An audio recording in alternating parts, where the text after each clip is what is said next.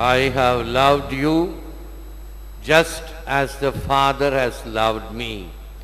யோவான் 15:9. என் தந்தை என் மீது அன்பு கொண்டுள்ளது போல நானும் உங்கள் மீது அன்பு கொண்டுள்ளேன். இது கிறிஸ்து வழங்கும் வாழ்வு தரும் நற்செய்தி. கிறிஸ்துவே உமக்கு புகழ். இயேசுவில் அன்பார்ந்த சகோதர சகோதரி, அன்பார்ந்த தொலைக்காட்சி விசுவாசிகளே, the most exhilarating experience is the experience of love. It prompts us to love in return, and this give and take renders life worth living. இந்த கொடுக்கல் வாங்கல் என்கின்ற அன்பு செய்கிறேன், அன்பை பெற்றுக்கொள்கிறேன் என்பதுதான் வாழ்க்கை வாழ்வதற்கு மிகுந்த ஒரு உந்துதலை தருகிறது. பல வகையில் இந்த அன்பை நாம் பிரித்து வைத்திருக்கிறோம், கணித்து வைத்திருக்கிறோம், புரிந்து வைத்திருக்கிறோம். பாசமாக, பக்தியாக, நேசமாக, நட்பாக, காதலாக, தோழமையாக, இப்படி பாருங்கள், இத்தனை வகையில் அனைத்திலும் இந்த அன்பு இருக்கிறது. இந்த அன்பிலே மிக சிறந்தது இந்த இறை அன்பு, தி அகாப்பே லவ். அகாப்பே என்றால் தன்னையே கொடுத்தல். இதுவும் மற்ற அன்பிலேயும் இருக்கிறது. தாய் அன்பை பாருங்கள். தாய் தனக்காக எதையும் வைத்து கொள்ள மாட்டாள். தோசை சுட்டா நல்ல தோசையெல்லாம் மற்றவங்களுக்கு கொடுத்துட்டு தீஞ்சு போனது அல்லது பிண்டு போனது, உடைந்து போனது, அந்த தோசையை தனக்கு வைத்துக் கொள்வாள். மற்றவர்கள் நன்றாக சாப்பிடட்டும் என்பது தானே அந்த தாய் உள்ளம். இப்படி பிறருக்காக, ஒன்று பிள்ளைகளுக்கோ அல்லது பிற சகோதர சகோதரர்களுக்கோ, மக்களுக்கோ, நாட்டிற்கோ என்று இந்த அன்பை பகிர்தல் தான் உண்மையான தலைமை பண்பு. ஆகவேதான் அடிக்கடி நான் சொல்லுகிறேன், a leader is one who loses himself. தன்னையே இழப்பவர் தான் தலைவர். அந்த இழத்தல் எதற்காக? இயேசு தன்னையே வெறுமையாக்கி கொண்டது எதற்காக? the kenosis என்று தன்னையே முழுமையாக இழந்தது ஒரு வாடிக்கைக்காகவோ அல்லது ஆங்கிலத்தில் சொல்லுவார்கள் ஒரு கோயின்சிடென்ஸ் என்று ஏதோ ஒரு நடப்புக்காகவோ அல்ல. இந்த மனித உலகத்தை இறைவன், இந்த மனிதத்தை, இந்த உலகை எவ்வளவு நேசித்தார் என்றால் தன் அன்பு மகனை கொடுக்கும் அளவுக்கு அன்பு செய்தார். அதுதான் அந்த அளவு, தந்தையினுடைய அளவு. தந்தை எவ்வாறு அன்பு செய்தாரோ அதே போன்று அன்பு செய்ய வேண்டும் என்று சொல்லப்படும் பொழுது அந்த தந்தையின் அன்பின் ஆழம், அகலம், நீளம் இவைகளை பார்க்கலாம். There is more pleasure in loving than in being loved. Thomas fuller. அன்பு செய்யப்படுதலை விட அன்பு செய்வதில் அதிக இன்பம் உள்ளது, கொடுத்தல். ஆகவே நம்முடைய குடும்ப வாழ்க்கையில் கூட கணவன் மனைவியாக வாழ்கிறோம், பிறகு பிள்ளைகளை பெறுகிறோம். அந்த பிள்ளைகளுக்கு திருமணம் செய்து வைத்து பேரன் பேத்திகளை எடுத்த தாத்தா பாட்டிகள் எதில் மகிழ்ச்சி காண்கிறார்கள்? அந்த பேரனும் பேத்தியும் அவர்கள் கையில் தகவலும் பொழுது அவர்கள் அடைகின்ற மகிழ்ச்சி அளவே இல்லை. அதுதான் அந்த அன்பின் பெருக்காக. அதைத்தான் அன்பு செய்யப்படுதலை விட அன்பு செய்வதில் அதிக இன்பம் உள்ளது. எனக்கு தெரிஞ்ச ஒரு குடும்பம், பிரான்ஸ் குடும்பம் தான். ஆனால் பாருங்கள், அவர்களுக்கு எவ்வளவு தூரம் இந்த காசு, இதன் மீது நாட்டமும் இதன் மீது ஒரு அதீத பற்றும் இருந்ததினால் சொந்த மகளுடைய பிரசவத்துக்கு போகலை, பேரனையோ பேத்தியோ போய் பார்க்க போகலை. அப்போ ஒருத்தர் கேட்டார், ஏன் உங்கள் பேரனை போய் பார்க்க போகலையா? அதனால் எனக்கு என்ன பிரயோஜனம் அப்படின்னு அந்த பாட்டியம்மா கேட்டாங்களாம். பேரனை போய் பார்க்க போகலையா, அதனால் எனக்கு என்ன பிரயோஜனம்? ஆட, பேரனை பார்க்குறதுக்கு ஒரு 100 ரூபா தாம்பளத்தில் வச்சா கூப்பிடுவாங்க. இப்படியும் உண்டு உலகத்தில். ஆகவே இவைகள் அல்ல, அன்பு செய்வதில் தான் இன்பம் அதிகமாக இருக்கிறதே தவிர அன்பு செய்யப்படுவதில். இப்பொழுது எலெக்ஷன் காலம், எங்கே பார்த்தாலும் பண பேரம். பணப்பட்டுவாடா, எப்படியாவது எதையாவது கொடுத்து வெற்றி பெற வேண்டும் என்ற வெறி, எதை தின்றால் பைத்தியம் தெளியும் என்று சொல்வதை போல எப்படியாவது மக்களுக்கு எதையாவது கொடுத்து நான் வெற்றி பெற வேண்டும். என்ன ஒரு மக்கள் நல சேவை, கேள்விக்குறியாக இல்லை. இவர்கள் என்ன சேவை செய்ய போகிறார்கள்? ஆகவே நம் நாட்டில் இருக்கக்கூடிய ஓட்டைகள் திருவண்ணாமலையிலிருந்து கிருஷ்ணகிரி வரைக்கும் கடந்த 10 ஆண்டுகளாக வாகனங்கள் செல்ல முடியாத அளவுக்கு குண்டு குழி. காரில் போகிறவங்க அல்லது சாதாரண வெஹிக்கிளில் போகிறவங்க, பஸ்ஸு பெரிய சக்கரம் அது பள்ளத்தில் அடித்து இடிச்சுட்டு போயிடுது, மக்கள் போயிடுறாங்க. காரில் போகிறவங்க, அவசரமாக போகிறவங்க போக முடியல. இப்படி வேலூர் பக்கம் போகிறாங்க, 60 கிலோமீட்டர் சுற்று, 10 வருஷம் ஒரு ரோடை போடவில்லை.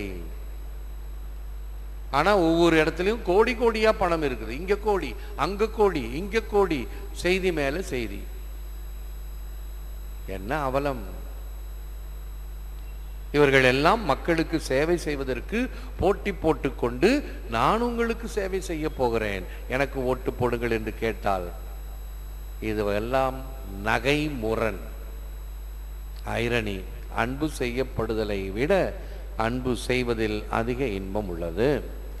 Joy is one of the best preventions against temptation, but a joyful heart knows how to defend itself from them. Blessed Mother Teresa. அன்பு மகிழ்ச்சியான அனுபவம். இவ்வனுபவம் அன்பை பிரதிபலிக்க தூண்டுகிறது. இவ்வாறு கொடுத்து பெறல் வாழ்க்கை வாழவே என உணர்த்துகிறது. புழுதியும் சாம்பலுமான அழகையிடமிருந்து மகிழ்வான இதயம் தன்னையே காத்து கொள்ள அறிகிறது. கிறிஸ்துமஸ் சமயத்தில் அந்த 4 மெழுகுதிரிகளை ஏற்றி 4 வாரங்கள் நாம் தயார் செய்வோம் இயேசுவின் வருகைக்காக. அந்த முதல் வாரம் கொடுக்கிறது ஜாய், மகிழ்ச்சி. 2வது வாரம் பீஸ், ஹோப் அண்ட் லவ் என்று இந்த 4 வாரத்தையும் நாம் தயார் செய்து இந்த ஒட்டு மொத்தத்தையும் கிறிஸ்துமஸ் சமயத்திலே பெறுகிறோம். குழந்தை இயேசுவாக வார்த்தை மனு உருவானார், நம்மிடையே குடிகொண்டார். ஆகவே அந்த தந்தையினுடைய அன்பை பாருங்கள்.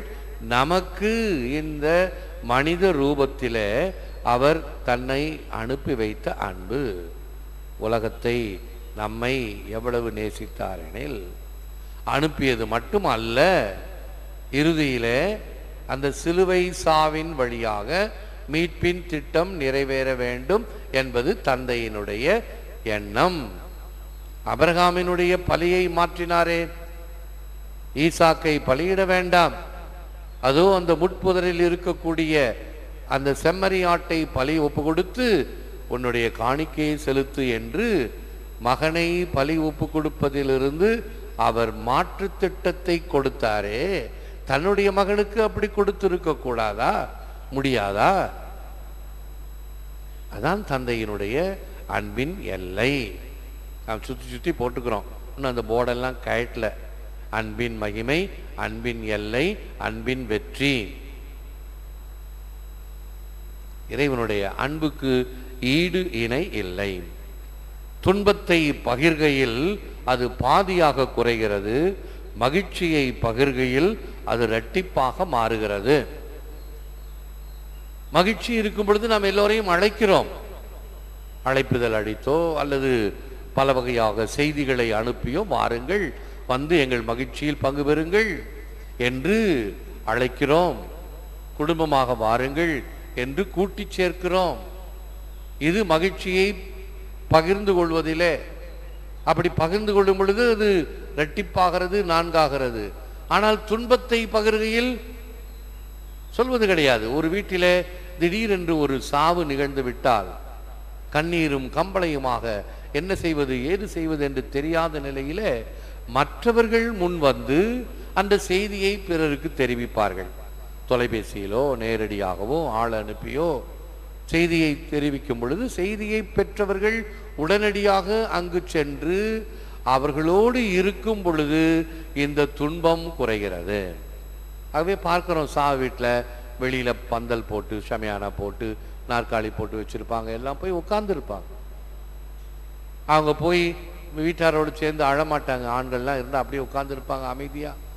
அந்த அமைதியின் இருத்தல், த பிரசன்ஸ், நான் உங்கள் துன்பத்தில் இருக்கிறேன் என்று சொல்லும் பொழுது அந்த வீட்டாருடைய துன்பம் குறைகிறது, ஆறுதல் பெறுகிறது. அது நாம் ஒவ்வொருவரும் செய்ய கடமைப்பட்டு இருக்கிறோம். கல்யாணத்துக்கு போகிறோமோ இல்லையோ வீட்டுக்கு போகணும்னு சொல்லுவாங்க. உண்மை, உண்மையிலும் உண்மை. ஏனென்றால் அந்த நேரத்தில் தான் இன்னும் அதிகமாக மனித உள்ளம் ஆறுதலுக்கும் தேறுதலுக்கும் இயங்குகிறது. ஆகவே பங்காளி சண்டையாக இருந்தாலும் சரி, வேறு கொடுக்கல் வாங்கல் சண்டையாக இருந்தாலும் சரி, சாவு சமயத்தில் நாம் போய் நம்முடைய பிரசன்னத்தை கொடுக்க வேண்டும். ஒரு முறை எங்கள் அத்தை இறந்து விட்டார்கள் தஞ்சாவூரில். எங்கள் அப்பா அவங்களுடைய தம்பி, அக்காவுடைய தம்பி ரொம்ப சீரியஸாக இருக்கிறாரு. அப்பா அத்தை இறந்துட்டாங்க, நான் போகிறேன், காரில் போகிறேன், உங்களால் வர முடியுமா என்று கேட்கிறேன். இவ்வளோ தூரம் பயணம் செய்யணுமே, பாண்டிச்சேரியிலிருந்து தஞ்சாவூர் போக வேண்டும், நீங்கள் உடம்பு சரியில்லாமல் படுத்திருக்கிறீங்க, நான் போய் உங்கள் சார்பாக பூசை வச்சு ஜொழிச்சிட்டு வரேன். இல்லைப்பா நானும் வரணும்ப்பா, கண்டிப்பாக அந்த கோடி துணியெல்லாம் போடணும், வேண்டிய கடமை இருக்கிறது, செய்ய வேண்டும், எப்படியாவது என்னை அழைத்து போ. அழைத்து சென்றேன். இதுதான் உண்மையான அந்த துன்பத்தை பகிர்வது. எனக்கு உடம்பு சரியில்லை, போக முடியாது என்று கல்யாண சமயத்தில் இப்படி சாக்கு போக்கு சொல்லி இருந்துடலாம். ஆனால் சாவு சமயத்தில் அந்த துன்பத்தை பகிர்ந்து கொள்ள வேண்டும், என்னுடைய பிரசன்னத்தை கொடுக்க வேண்டும். முடியாத சமயத்தில் கூட நான் போய் அங்கே தலை காட்ட வேண்டும் என்று இருக்கிற பண்பு நம்மிடம் உண்டு, எல்லாருக்கும் உண்டு. அதுதான் உண்மையான அன்பு. அத்தகைய இந்த அன்பின் பெருக்காம் கடவுளிடம் நாம் வேண்டி இன்னும் அந்த உறுதிப்பாட்டை பெறுவதற்கு இறைவனிடம் இறைஞ்சுவோம். முழந்தாள் இருப்போம், ஜெபிப்போம். Lord Jesus, may I abound in hope, joy and love.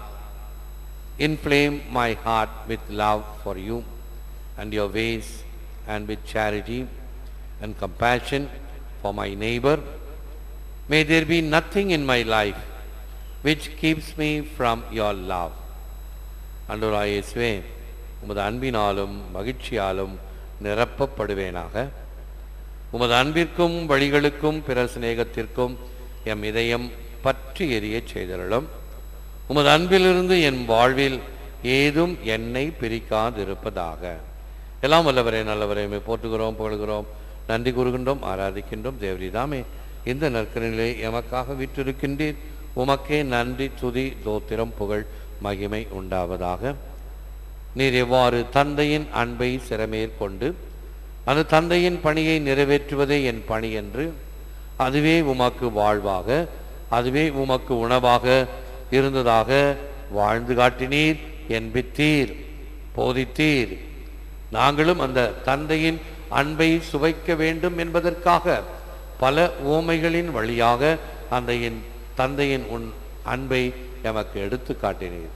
ஊதாரி மைந்தலாக எவ்வாறு அந்த தந்தையின் உள்ளம் பரிதவிக்கிறது, ஏங்குகிறது, காத்து கொண்டிருக்கிறது மகனினுடைய வரவுக்காக என்பதை துல்லியமாக எடுத்து காட்டிய உமது பேரன்பு, அதை நாங்களும் பெற்று பிறருக்கும் அறிவித்து உமோடு நாங்கள் அந்த பரம தந்தைக்கு என்றும் துதியும் தோத்திரமும் புகழும் கொடுக்கக்கூடிய மக்களாக இருக்கச் செய்திடலாம். ஒவ்வொரு முறையும் அந்த திரியேக புகழ் ஜெபத்தை ஜெபிக்கும் பொழுது தந்தைக்கும் மகனுக்கும் தூய ஆவிக்கும் என்று மூவொரு கடவுளை நாங்கள் ஆராதிக்கின்றோம், வணங்குகிறோம், நன்றி கூறுகின்றோம், அன்பு செய்கின்றோம். அதே அன்பு எங்கள் உள்ளத்திலும் இல்லத்திலும் இருப்பதாக, எங்களுடைய செயல்பாடுகளில் அவைகள் மிளிர்வதாக. இதனால் இந்த உலகத்திலேயே உமது அரசு பரவவும், உமது அரசின் விழுமியங்கள் கடைபிடிக்கவும், அதனால் உலகம் தர முடியாத அமைதியை, சமாதானத்தை நாங்கள் பெறவும் செய்திடலாம். இதோ இந்த நற்செய்தியின் அறிவிப்பு, இந்த ஆராதனை, திருப்பலி, இந்த ஊடகங்கள், தொலைக்காட்சி வழியாக எண்ணில்லாத மக்களை சென்று அடைந்து கொண்டிருக்கிறது. அருகில், வெகு தொலைவில், உள்நாட்டில், வெளிநாட்டில் படுத்த படுக்கையில் இருப்பவர்கள், இன்னும் பயணம் செய்து கொண்டிருப்பவர்கள், இவ்வாறு எண்ணில்லாத மக்களை சென்றடையக்கூடிய இந்த நற்செய்தி அறிவிப்பை ஆசீர்வதித்திருளும். தடைகளிலிருந்து நீர் காத்தருளும். இன்னும் அநேக மக்கள் பயன்பெறக்கூடிய வகையில புது புது வழிகளை தந்து கொண்டிருக்கிறேன். நன்றி இறைவா. நேற்று எனக்கு வெகு காலத்திற்கு முன்பு தெரிந்த ஒரு குடும்பம் ஆஸ்திரேலியாவிலிருந்து தொலைபேசியிலே பேசி என்னை தொடர்பு கொண்டு, ஃபாதர், உங்களுடைய திருப்பலியை, ஆராதனையை தினமும் பார்க்கிறோம். மகிழ்ச்சி, நன்றி, நிறைவாக இருக்கிறது.